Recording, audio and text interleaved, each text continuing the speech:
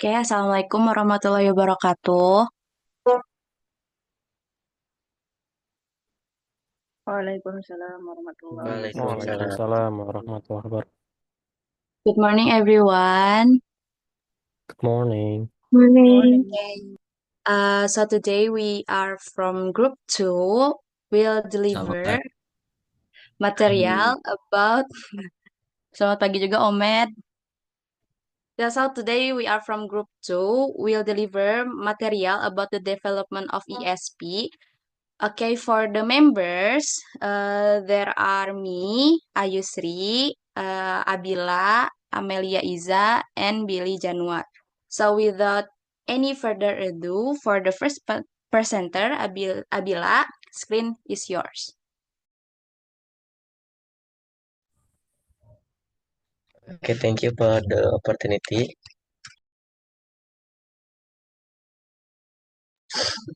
Okay, so in this morning, I would like to explain you about the register analysis phase. Next slide, please.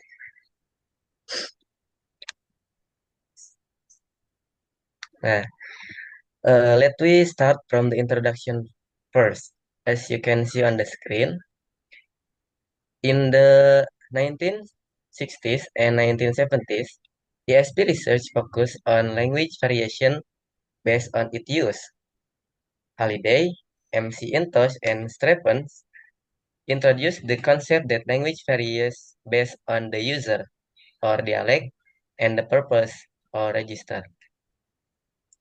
So, this concept was first introduced by M.A.K. Holliday, A.M.C. Intosh, and V. Strephens in their book, The Linguistic Science and Language Teaching. They emphasize that language variation could be categorized into two main types. Uh, as you can see on the screen, there are the first is dialect. So, what is dialect?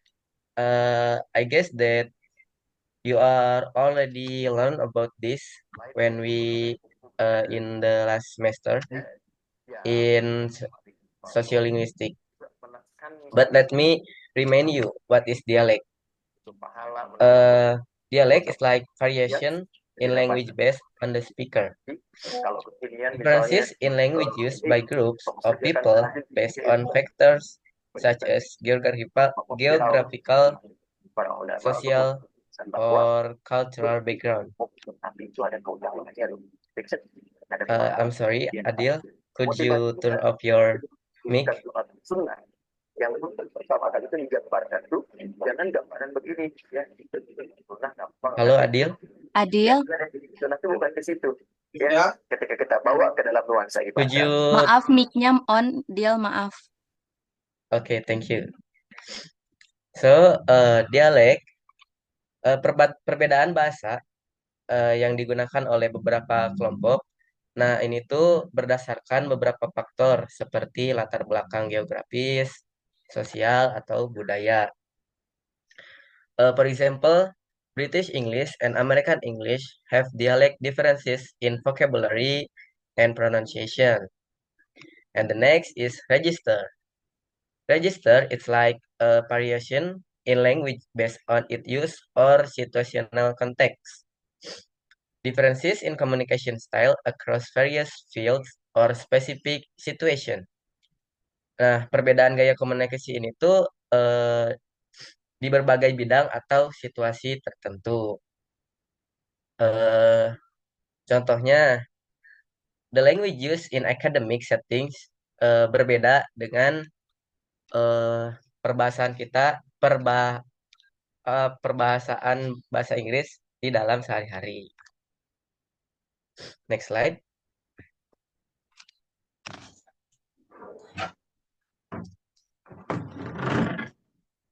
Okay, now let's discuss about the concept of register. Linguistics such as Halliday, MC Intosh, and Strephens emphasize that registers are defined by their linguistic features, including grammar, vocabulary, and sentence structure. So, grammar. Each register has a distinct sentence structure suited to its context. Nah, contohnya, bahasa ilmiah itu cenderung menggunakan kalimat pasif untuk menekankan proses atau hasil penelitian, bukan pelakunya. Nah, jadi kita akan jarang menemukan kalimat aktif di scientific text gitu. Nah, ini untuk contohnya, the experiment was conducted to analyze the result. Nah, itu contoh kalimat pasif yang sering kita temui di scientific text. Lalu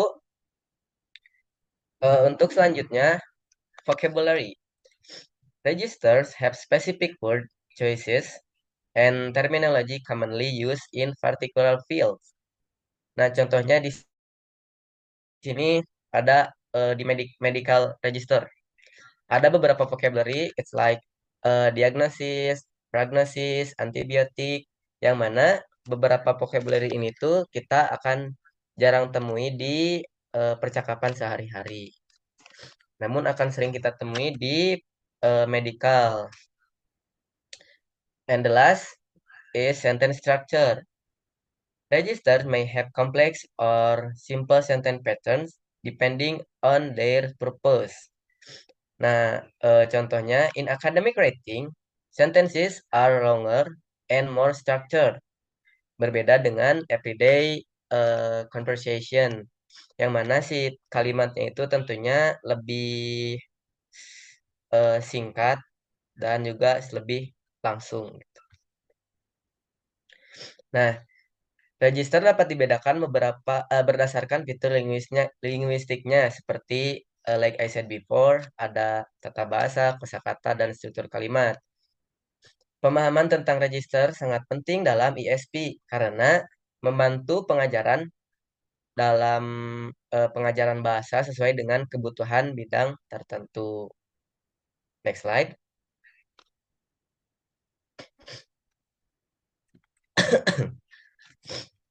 Terus ada the next topic is about early research. Nah, as you can see on the screen, initial studies examine linguistic characteristic in scientific and technical texts.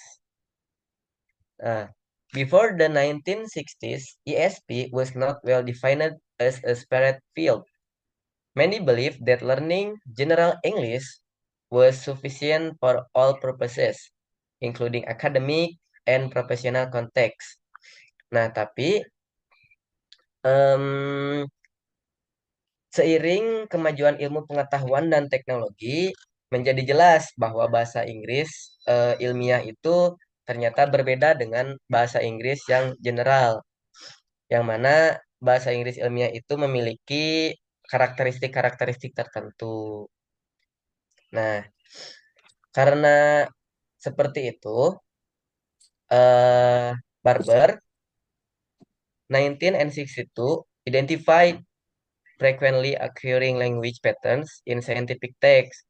This research helped prove that scientific English differs from general English.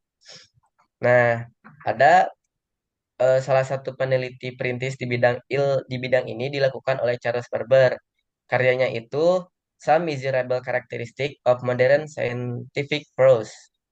Nah, di penelitiannya ini memberikan bukti empiris bahwa bahasa Inggris ilmiah memiliki pola yang berbeda. Nah, here some of key findings Barber's research. Ada frequent use of passive voice. Nah, like I already explained before, bahwa kalau scientific text itu cenderung menggunakan passive voice. Nah, ini juga didukung oleh penelitian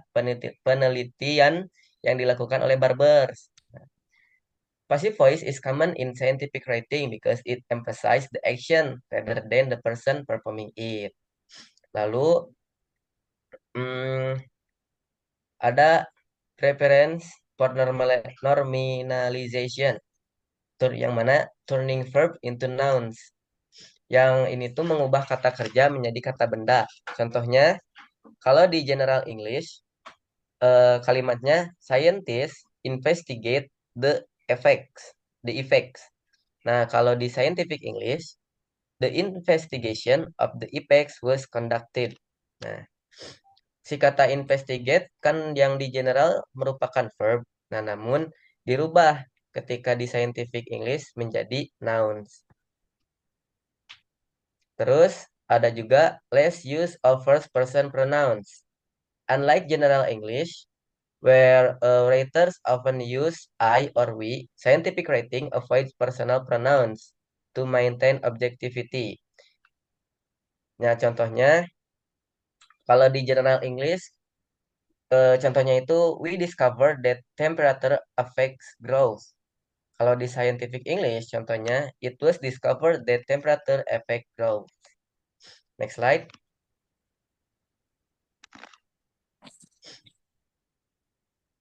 Now it's about criticism of this approach. Nah, while early research on scientific English and register analysis provide valuable insight into the linguistic characteristic of specialized language, it was also criticized for several key weaknesses.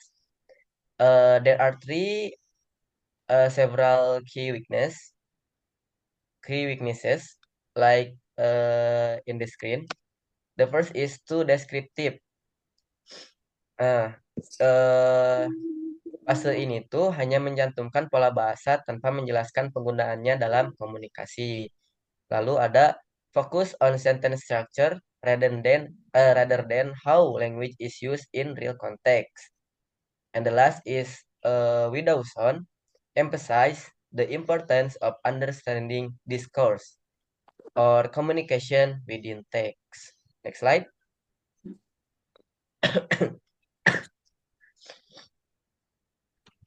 Let's move to the different material. It's about the rhetorical or discourse analysis phase. Next slide. After the register analysis phase, research in the field of ESP developed further with a focus on discourse and rhetorical analysis. In the previous phase, ESP research primarily analyzed sentence structure and frequency of specific words or linguistic patterns in scientific texts. However, in this phase, researchers began to examine how language is used in a text as a whole and the reason behind the choices of certain linguistic forms in a given context. Nah, untuk penjelasan dari discourse analysis itu sendiri, discourse analysis itu studi tentang bagaimana bahasa digunakan dalam komunikasi nyata, baik dalam bentuk lisan maupun tertulis. Dalam konteks ISP, analisis ini tuh berfokus pada bagaimana kalimat-kalimat dalam teks dihubungkan untuk membentuk makna yang lebih luas, serta bagaimana struktur teks ilmiah dan teknis mendukung tujuan komunikatif penulis. Lalu, untuk rhetorical analysis adalah studi tentang bagaimana bahasa digunakan untuk membujuk, menjelaskan, atau memberitahu audiens. Dalam ISP, analisis retorika meneliti bagaimana penulis ilmiah atau teknis menyusun argumen, memilih kata, dan menyusun ide untuk mencapai tujuan tertentu dalam teks mereka. By combining discourse and rhetorical analysis, ASP research not only looks at what is written in a text, but also why and how the text is structured to achieve its communicative purpose. Next slide.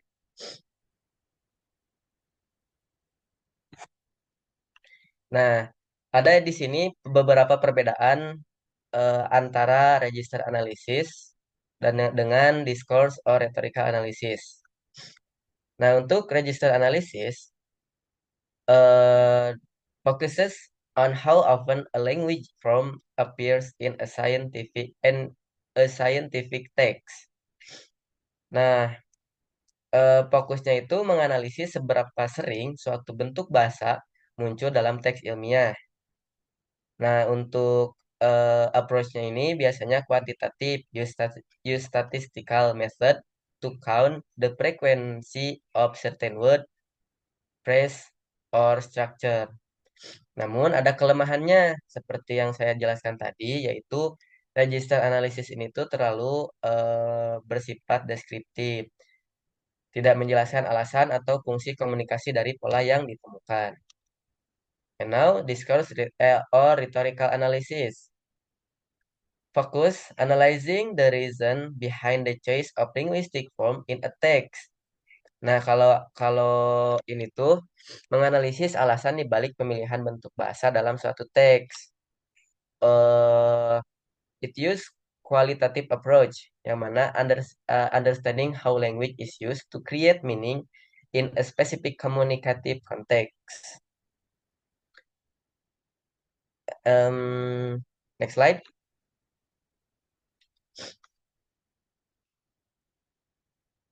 And now linguistic choice in discourse.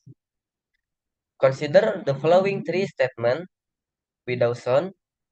Di sini ada beberapa contoh kalimat yang nomor satu ini menggunakan simple present tense, yang kedua menggunakan present perfect tense, yang ketiga menggunakan past tense. Yang mana inti dari ketiga kalimat tersebut menunjukkan bahwa yang present tense menggambarkan kegagalan sebagai sesuatu yang masih terjadi atau berlaku secara umum. Untuk yang present perfect tense menunjukkan bahwa kegagalan telah terjadi tetapi masih relevan dengan situasi saat ini. Lalu untuk past tense menyatakan bahwa kegagalan terjadi di masa lalu dan sudah selesai. But the choice of tense depend not just on when eternal plan failures,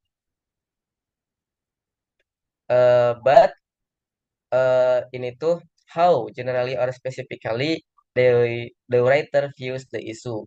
Nah, untuk simple present tense-nya, the writers knows of many cases, and then they use present tense yang or indicating a general trend. Lalu untuk uh, the present perfect tense-nya, the writers knows of a few cases, and past tense, the writer knows of only a cases.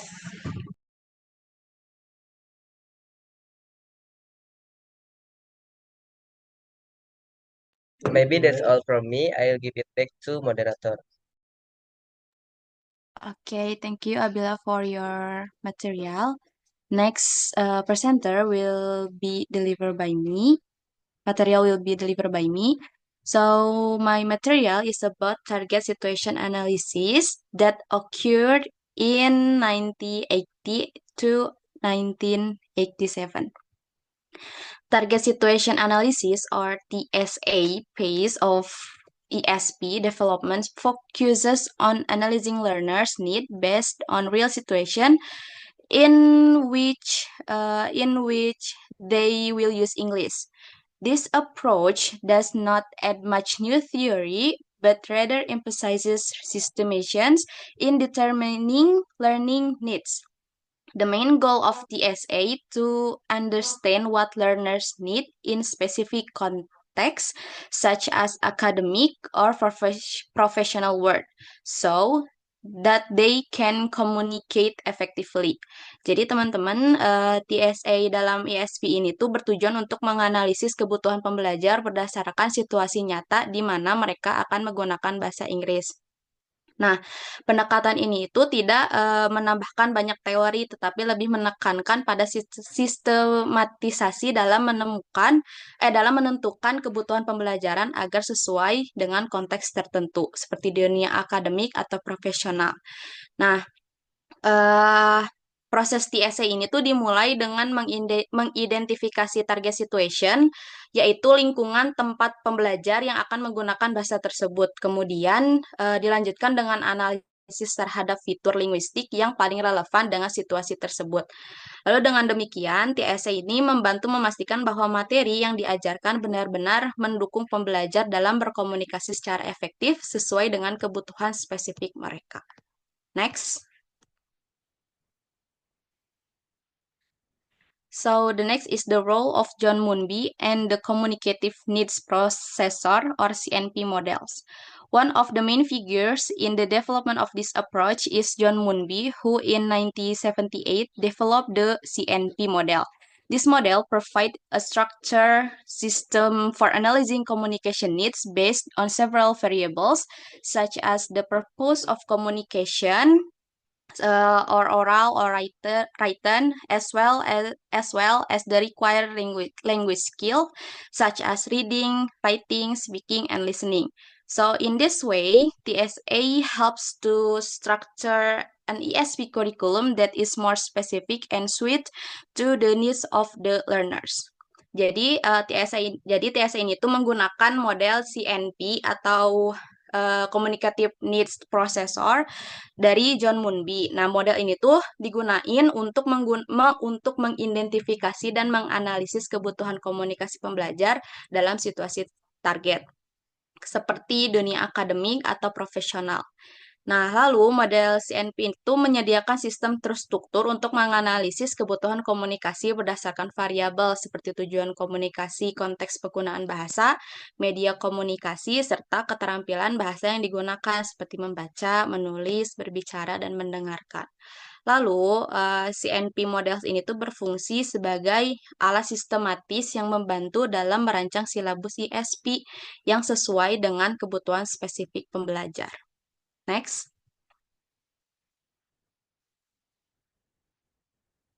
Nah, as you can see on the screen ya, ini tuh CNP yang dikembangkan oleh John Moonby dari bukunya yang judulnya itu Communicative Syllabus Design. Nah, yang pertama itu ada Purpose Domain. Nah, prosesnya itu dimulai menentukan purpose domain ini atau tujuan komunikasi, yang dimana mengapa sih si pembelajar ini tuh perlu menggunakan bahasa Inggris. Lalu ditentukan, setelah tujuan komunikasi ini ditentukan, langkah berikutnya adalah mengidentifikasi konteks komunikasi atau setting. Hal ini itu untuk mengidentifikasi di mana dan dalam kondisi apa komunikasi tersebut terjadi, apakah di ruang kantor, ruang kelas, atau misalnya di tempat-tempat tertentu. Lalu, setelah itu langkah berikutnya yaitu menentukan pihak yang terlibat atau interaction, apakah itu klien, dosen, atasan, atau kolega. Nah, pada model komunikasi atau instrumentality ditentukan bagaimana komunikasi berlangsung. Apakah komunikasi dilakukan secara lisan atau tulisan? Apakah komunikasi tersebut langsung atau melalui teknologi? Lalu, selanjutnya diperhatikan juga pada dialek atau gaya bahasa untuk situasi komunikasi. Apakah pembelajar perlu menggunakan bahasa Inggris formal atau informal? Lalu, apakah mereka ini membutuhkan istilah-istilah spesifik atau sebagainya? Nah, setelah dialek ini ditentukan, langkah berikutnya adalah mengidentifikasi tingkat kemampuan yang dibutuhkan atau target level. Nah, pada tahap ini itu, apakah pembelajar hanya perlu pemahaman dasar atau harus fasih komunikasi dalam bidangnya? Nah, lalu analisis dilanjutkan dengan menentukan jenis interaksi komunikasi atau communicative event. Nah, tahap ini menentukan situasi spesifik komunikasi yang akan dihadapi pembelajar seperti wawancara, negosiasi, diskusi kelompok, atau menulis proposal. Lalu selanjutnya itu menganalisis gaya komunikasi yang sesuai atau communicative key. Nah, yang dimana tahap ini itu tidak beda jauh ya dengan dialek, apakah pembelajar perlu menggunakan bahasa formal atau informal. Lalu pada tahap ini juga komunikasi apakah bersifat persuasif, informatif, atau argumentatif. Lalu yang terakhir, hasil dari semua aspek ini itu dirangkum dalam profil kebutuhan pembelajar atau profile yang digunakan merancang kurikulum ISP yang relevan dan sesuai dengan kebutuhan mereka. Next, please. Now, however, Moonby's model has been criticized for several reasons. For the first is Moonby models is too complex and detailed, making it difficult to apply in ESP teaching practice. And the second is it focuses too narrowly on the target situation without considering psychological aspect, pedagogical aspect, or the most effective learning methods. And the last is it does not to take into account individual differences in ways of learning and educational context in which ESP is taught. Jadi, model Moonbeam itu mendapat beberapa kritikan karena dianggap terlalu kompleks atau kaku dalam pengaplikasiannya. Nah, model ini tuh eh, sangat terfokus pada analisis kebutuhan dalam situasi target, tetapi kurang mempertimbangkan faktor psikologis, pedagogis, dan metode pembelajaran yang efektif bagi pembelajar. Nah, selain model John Moonby yang dikritik juga, nah TSA ini juga cenderung mengabaikan aspek learning needs, yaitu bagaimana pembelajar mempelajari bahasa dan kesenjangan antara kemampuan mereka saat ini dengan yang dibutuhkan dalam situasi target. Oleh karena itu, pendekatan ini itu kemudian dikembangkan lagi lebih lanjut dengan memasukkan konsep learning needs analisis dan means analisis yang mempertimbangkan preferensi pembelajar, serta kondisi lingkungan belajar mereka. So, although it has its limitation, TSA makes an important contribution on development of ESP by emphasizing the importance of linking language learning to real-world needs. So this approach ensures that material thoughts is truly relevant to the context of language use, so that learners can be better prepared for the professional or academic situation they face after completing an ASP course. Next. Okay, maybe that's all my material. Next presenter will be delivered by Amelia Iza. Amelia Iza, screen is yours. Bagian aku. Oh, sorry, Billy. Yes, please. Okay, thank you, moderator, for the opportunities. Okay, the next material is the concept of authenticity, the skill and strategies approach. So, early ESP and the concept of authenticity. The first generation of ESP material in the mid-1960s focused on skill as the primary means of language selection. Among the four language skills, reading, writing, listening, and speaking, reading was the most emphasized. Many earlier ESP textbooks like Bergson, 1965, Kiosis, 1975, Townsley, 1964 until 72, use authentic specialist text for comprehension and language exercise. So, jadi kayak di awal itu fokusnya hanya kepada keterampilan saja dan lebih berfokus pada readingnya seperti itu. Dan authenticity has limited in several ways. The first is in apply only to text and did not different between various type of scientific or technical text, and then authentic texts were contrast with simple text, and thus is that was not focused on authenticity of text. That's the limitation. Okay, the next is the shift to the skill and strategies approach. During the 1980s, ESP research began to focus and strategies to focus on how learner process language rather than just the texts themselves. The skill and strategies approach was developed based on the idea that all language use involve underlying cognitive process that help individual extract meaning from discourse. Okay, next.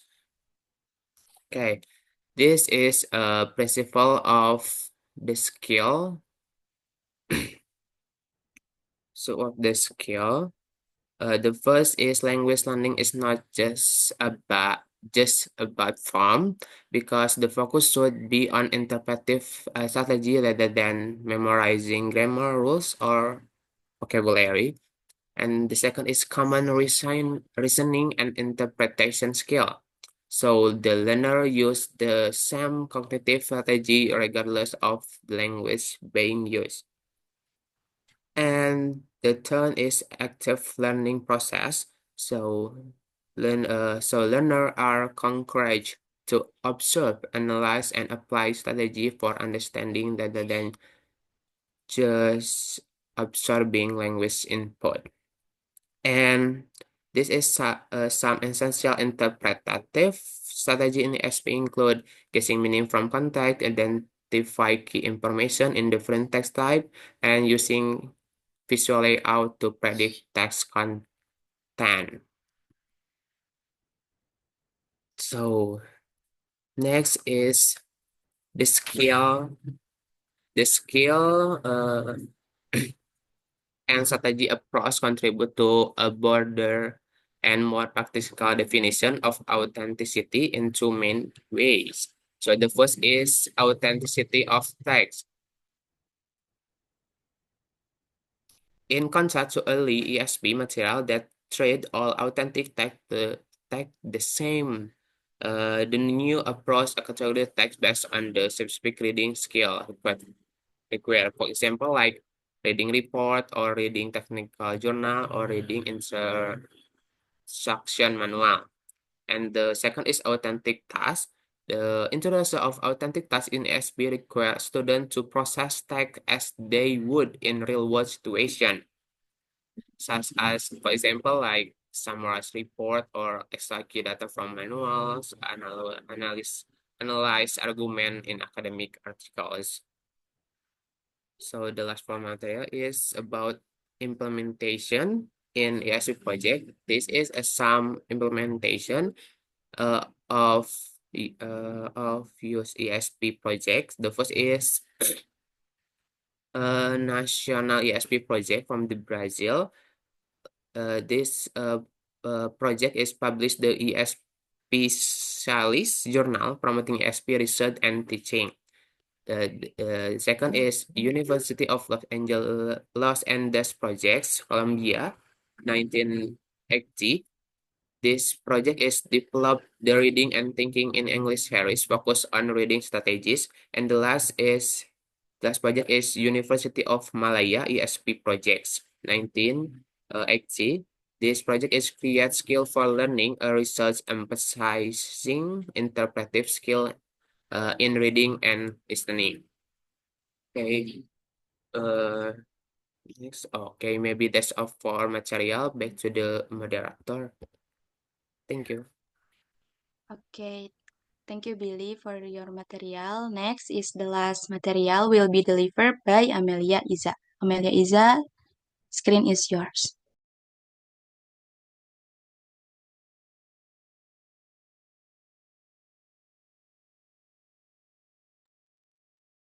Okay, thank you, presenter, for the opportunity. So,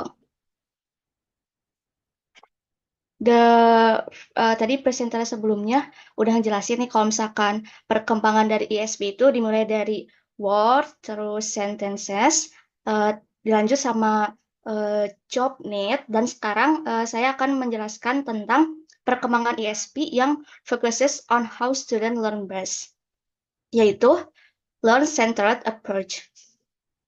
Next slide, please.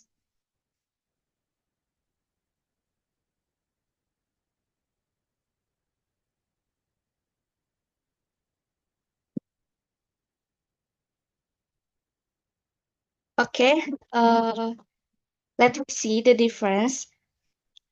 Old ESP approaches, ESP teacher focus on what people do with English about learning vocabulary and grammar. So before the development, ESP teacher only focus on what people say and write in different job. They studied grammar, vocabulary, and sentence structure. But this is the problem because students just memorize the word, but they don't know how to actually